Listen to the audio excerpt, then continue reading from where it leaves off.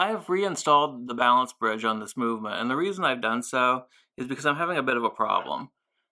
I need to be able to remove the upper cap jewel from the balance bridge because, like the lower cap jewels that we worked on in the last video, this is a two-part jewel. There's the jewel that the spindle goes through, and then there's the cap jewel that the end of the spindle rides against.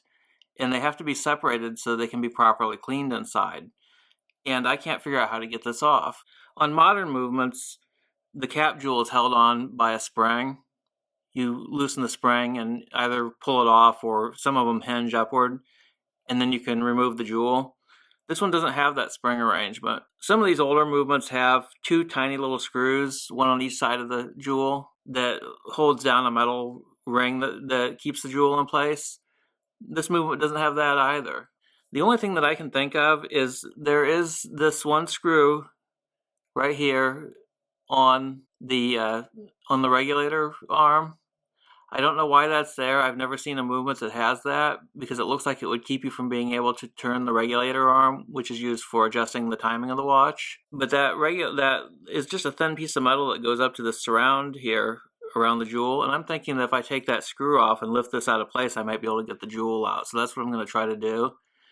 And I couldn't unscrew that screw while the balance bridge was off the movement because I had too much of a risk of damaging the balance wheel and hairspring if I tried to do that. And so I put it back in the movement, and this was not an easy job to do. This is one of the hardest things that you're going to do when you put one of these things back together, is getting the balance wheel back in place, because you have to get the lower part of the balance spindle into its jewel and the upper part into the jewel on the balance bridge without damaging those very thin spindles. And it took me quite a while to get this thing back together while looking at the movement through a 10 times magnifying loop, which means having the movement about an inch away from the end of the loop. Not an easy thing to do, but we do have it back together now. The wheel is properly mounted, and you can see that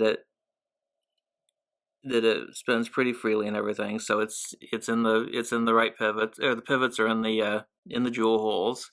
So what I'm going to try to do now is loosen the screw here on this thing that looks like it comes off the regulator, and see if that will let me get the jewel off. Okay, now I've loosened the screw off camera, so I'm going to try to remove it, and then I'm going to see if I can lift off that piece holding the cap jewel on.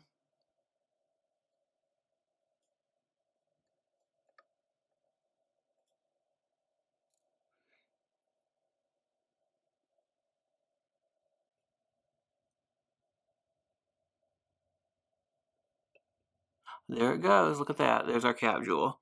Okay, this solves that problem. I just got to get this lifted off of here.